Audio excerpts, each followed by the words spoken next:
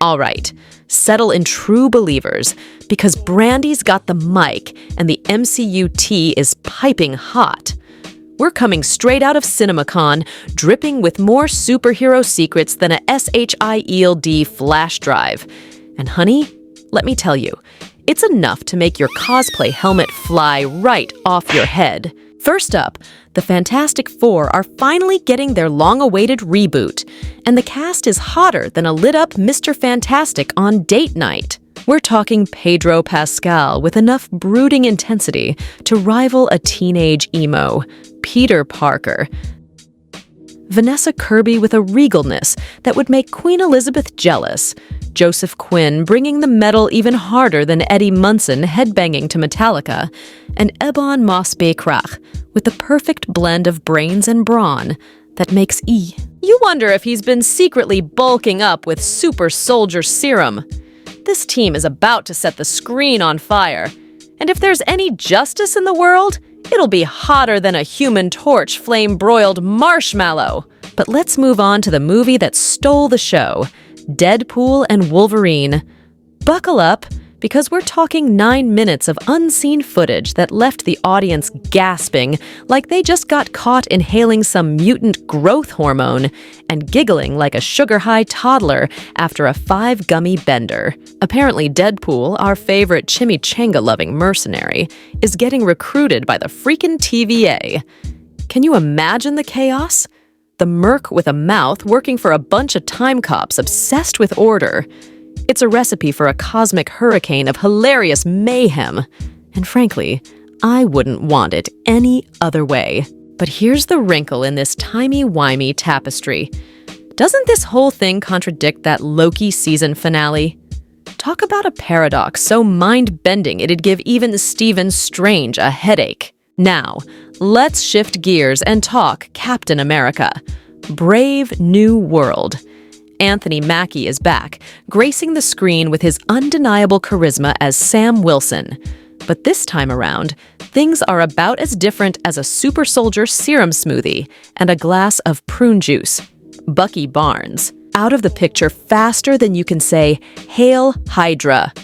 Remember Isaiah Bradley, the super soldier with a serious chip on his shoulder from the Korean War? Well, honey, he's back with a vengeance.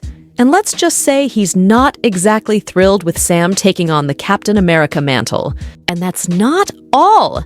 Joaquin Torres, the charming government liaison from Falcon and the Winter Soldier, is stepping up as the new Falcon.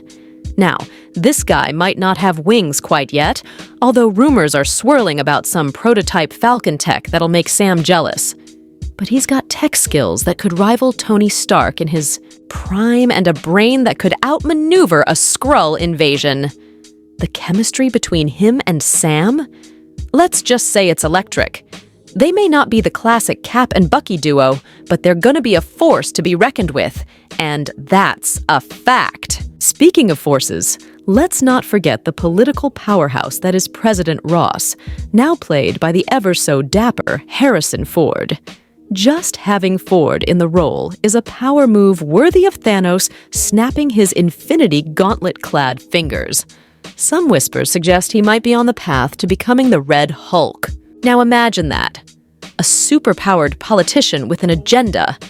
Let me tell you, things are about to get real in the MCU, and I'm not just talking about budget cuts and tax breaks for alien refugees. And we can't forget about the elephant in the room. Or should I say, the mutant with a mysterious past. Captain America. Brave New World introduces Shira Haas as Sabra, a mutant with a past as shadowy as Nick Fury's eye patch. In the comics, she's an Israeli Mossad agent, but with the current climate, Marvel Studios is switching up. Apparently, Sabra will be working for the US government in the film, and that could point towards some interesting connections with Valentina Allegra de Fontaine and the CIA. Now, let's not forget everyone's favorite anti-hero, Deadpool. Deadpool and Wolverine is shrouded in more mystery than a Hydra base after a Nick Fury raid. We know Deadpool's got his hands on adamantium swords sharper than Wolverine's wit. But who is he going to be slicing and dicing? Could it be Wolverine himself in a hilarious case of mistaken identity? Maybe they're on a buddy cop adventure gone wrong. Now, let's shift gears and talk about everyone's favorite cosmic misfit, the Guardians of the Galaxy. We didn't hear much about them at Cinemacon, but that doesn't mean they're not up to something. Remember that post-credits scene in Thor, Love and Thunder, where Rocket was building a mysterious machine? The possibilities are endless, and my mind is already exploding with theories. And speaking of exploding minds, let's not forget the multiverse. With Doctor Strange in the multiverse of madness cracking open the dimensional doorway wider than ever, the MCU is primed to explore infinite realities. This opens up a treasure trove of storytelling opportunities. Will we see evil variants of our favorite heroes? Maybe a universe where Peggy Carter became Captain America? Or a reality where Deadpool is a renowned Shakespearean actor? Because honestly, that would be pure gold. The multiverse is a playground for Marvel Studios, and I, for one, am beyond excited to see where they take us next.